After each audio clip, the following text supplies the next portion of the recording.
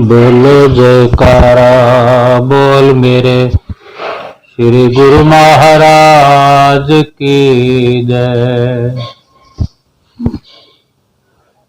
सभी गुरुमुख प्रेमियों से सप्रेम जय सच्चिदानंद। श्री आनंदपुर दरबार में बैठक मिलना हमारे लिए बहुत बड़ी खुशनसीबी है। हमारे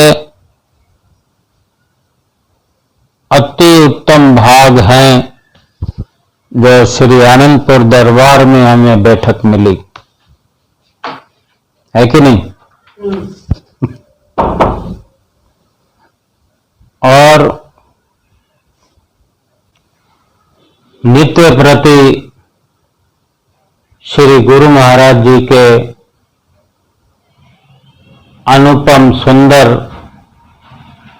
दर्शनों का मिल जाना, उनके प्रवचनों का श्रवण होना और जाने कितनी ही ऐसी वाइब्रेशंस है, कितनी तरह की फीलिंग हमारे अंदर अपने आप से पैदा होती है केवल श्री आनंदपुर दरबार के अनुयायी होने के कारण, श्री परमहंसों के उपदेशी होने के कारण, कि हम खुद स्वयं सोच भी नहीं सकते कि इसका कितना बड़ा लाभ है, अथाह इसकी गहराई है और विशाल इसकी ऊंचाई है। जो भी गुरुमुख प्रेमी आप जैसे हम जैसे श्री आनंदपुर दरबार की चौखट पर हाजिरी लगा चुके हैं और अपने सतगुरु प्यारे से नाम दान की दीक्षा पा चुके हैं, नित्य निरंतर उन गुरुमुख प्रेमियों का यश ऊपर से ऊपर आकाश की बुलंदियों को छूता चला जा रहा है, जिसका मूल्यांकन नहीं किया जा सकता, जिसकी महिमा का गायन नहीं किया जा सकता। और ऐसी तासीर है श्री आनंदपुर दरबार के नियमों की, जो हमारे हृदय सम्राट शहंशाह पंचम पातशाही गुरु महाराज जी ने जो 5 नियम बनाए हैं, उनकी जो तासीर है उसका वर्णन नहीं है, अवर्णनीय है, अकथनीय है। और जो सुमरन की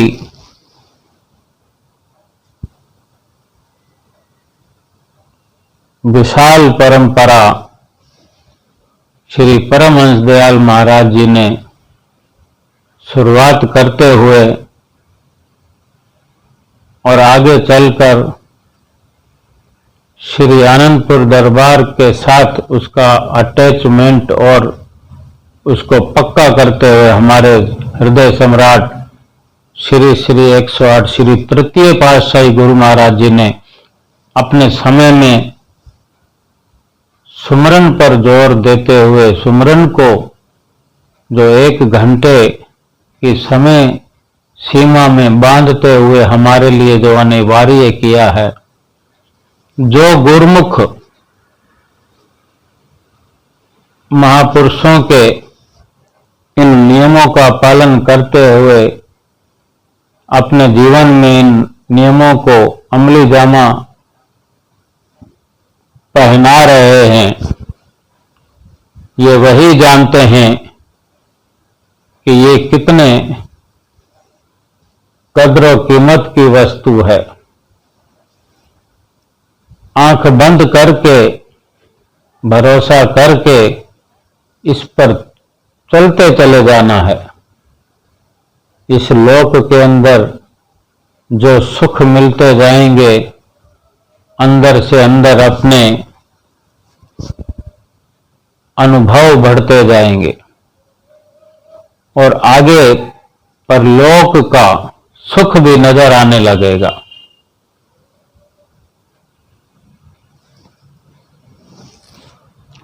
एक पुराने समय की हमारे हृदय सम्राट पंचम पातशाही गुरु महाराज जी एक बार विदेश में कृपा किए थे, तो एक प्रेमी के घर सत्संग का प्रवाह चल रहा था। वहीं पर एक प्रेमी जो कि पहली बार बड़ी हिम्मत करके आगे आया और महात्मा जी से विनय किया, मेरे घर भी श्री गुरु महाराज जी कृपा करें। तो आदरणीय महात्मा जी ने भगत जी से, उन प्रेमी जी से कहा कि आप स्वयं श्री चरणों में विनती करें। तो उस प्रेमी भगत जी ने श्री चरणों में श्री गुरु महाराज जी के सन्मुख विनती की कि क्या मेरे घर भी कृपा करेंगे आप, क्या मेरे घर को भी आप पवित्र करेंगे, ऐसी मेरी अभिलाषा है, आप मेरी विनती स्वीकार करें। श्री गुरु महाराज जी ने फरमाया, अवश्य अवश्य चलेंगे। फिर वो प्रेमी वचन सुनकर फिर महात्मा जी से मुखातिब हो कहने लगा कि महात्मा जी, मैंने पहली बार इस प्रकार विनती किया है श्री गुरु महाराज जी को घर ले जाने के लिए। नहीं मालूम मुझे कि किस तरह तैयारी वगैरह स्वागत के लिए की जाती है। तो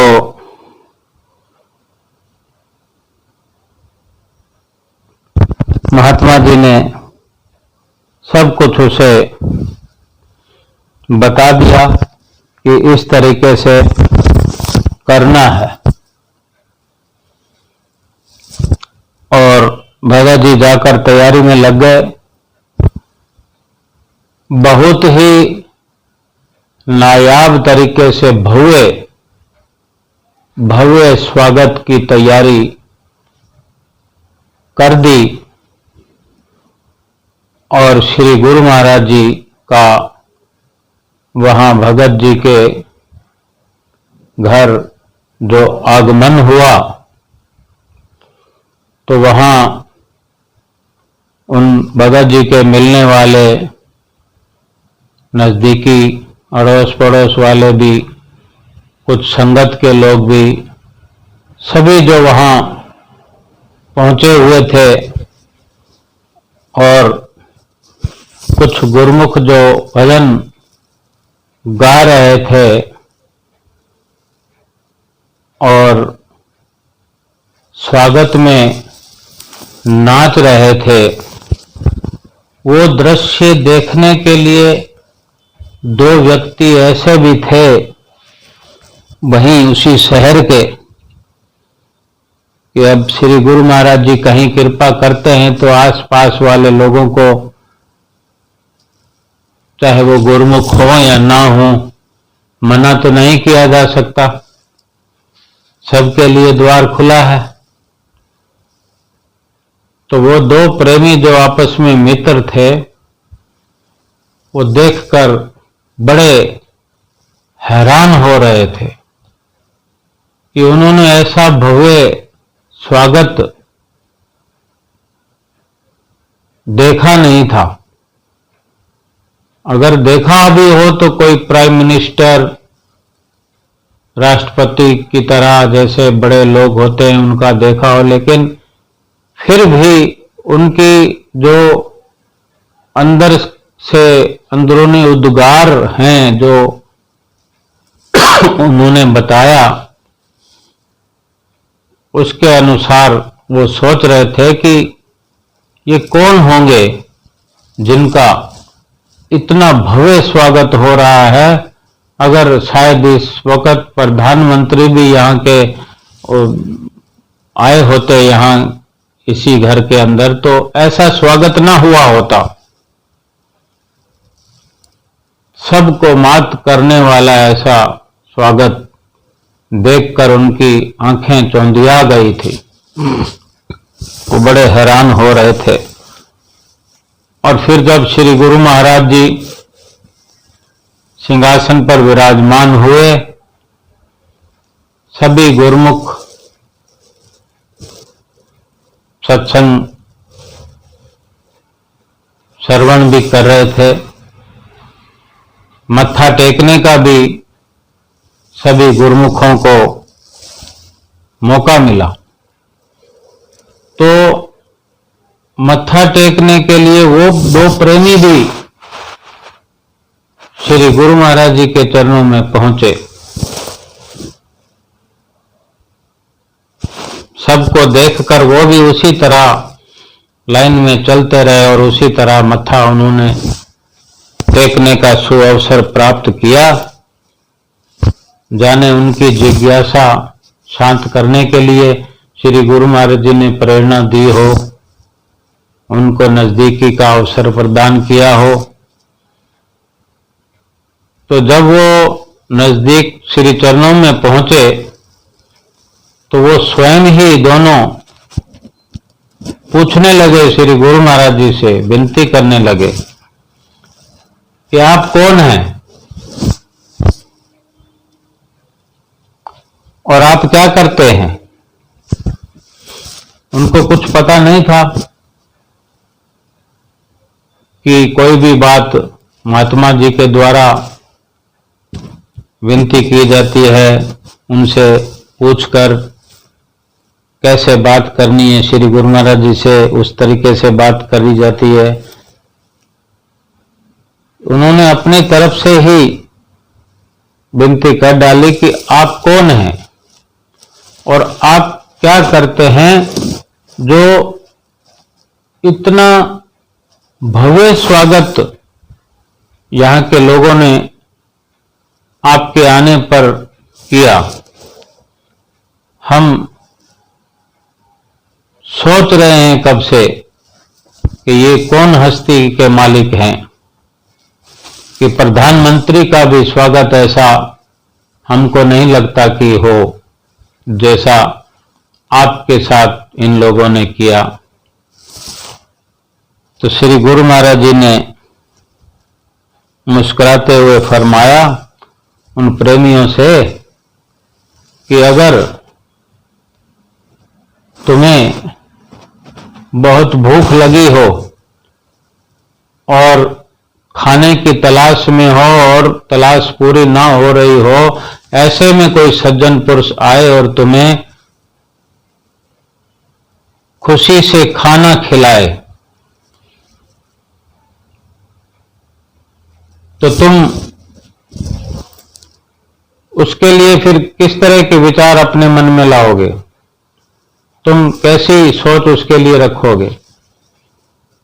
तो वो कहने लगे, हमें बहुत अच्छा लगेगा, हम बहुत शुक्राना करेंगे उनका, याद रखेंगे वो पल।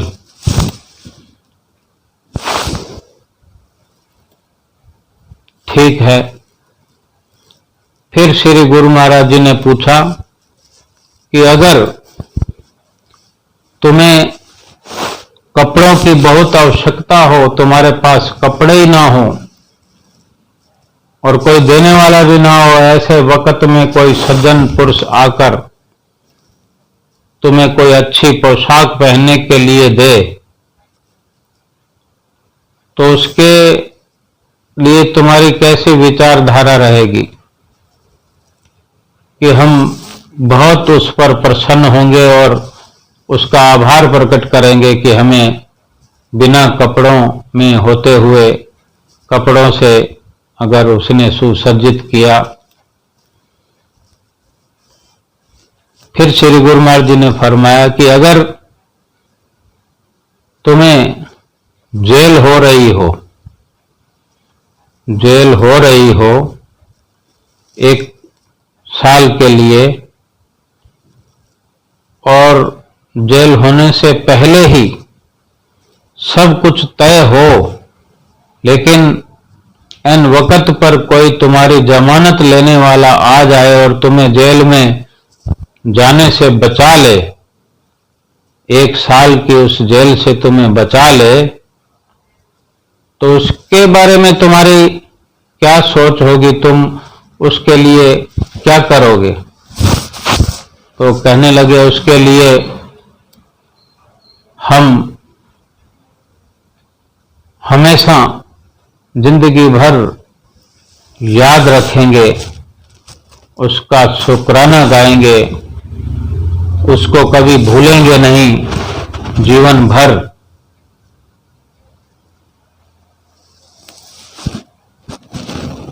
फिर फरमाया श्री गुरु महाराज जी ने कि अगर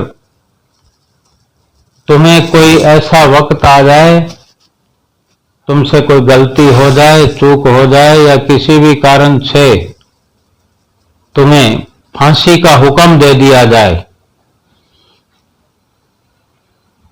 तुम्हें फांसी लगना तय हो जाए, हमेशा के लिए तुम्हारी यह लीला समाप्त हो जाएगी फांसी लगने से, और उसी फांसी को इन वक्त पर आकर कोई टाल दे, ऐसा सज्जन पुरुष, उसके लिए तुम्हारी सोच क्या रहेगी? तुम क्या उसके बारे में, उसके लिए क्या करोगे? तो फिर उन्होंने कहा, अगर ऐसा वक्त आ भी जाए तो हम ऐसे सज्जन पुरुष के लिए ताउम्र जीवन भर उसकी गुलामी करेंगे हम, और कुछ भी नहीं सोचेंगे, केवल उसकी गुलामी करेंगे कि ये जीवन उसी का दिया हुआ है, उसी के कहने पर वो जीवन हम हर वक्त लगाएंगे। तो श्री गुरु महाराज जी ने फरमाया कि जिसने तुम्हें खाना दिया, उसके लिए 1 दिन की आपकी विचारधारा उसके प्रति नेमतों वाली रहेगी। जिसने कपड़े दिए, अच्छी पोशाक, उसकी मियाद 1 महीना, जब तक वो कपड़े चलेंगे 1 महीना तक उसका शुक्राना गा सकते हो। जिसने 1 साल के लिए जेल को टाल दिया हो आपके लिए, तो आप उसको जिंदगी में भूलोगे नहीं, याद रखोगे, 1 साल तक बड़े अच्छे से उसका शुक्राना करोगे। और जो कोई फांसी टाल देगा उसको जिंदगी भर उसकी गुलामी करने को तैयार हो। और फिर यहां तो एक दिन नहीं, एक साल नहीं, पूरा महीना नहीं, पूरा जीवन नहीं, 84 लाख योनियां, 84 लाख जन्म, इतना बड़ा जो सुख देने वाला हो, 84 लाख योनियों को काटने वाला हो, उसके बदले में फिर क्या होना चाहिए ये आप स्वयं निर्णय करो। तो वो सोचने लग गए और श्री गुरु मां ने फरमाया कि हम यही काम करते हैं, हम अपने गुरुमुख प्रेमियों की 84 काट देते हैं। जो हमारे कहने पर चलता है, जो महापुरुषों के बनाए हुए नियमों पर चलता है, जो नित्य नियम निभाता है, जो सिमरन करता है, उसकी 84 कट जाती है।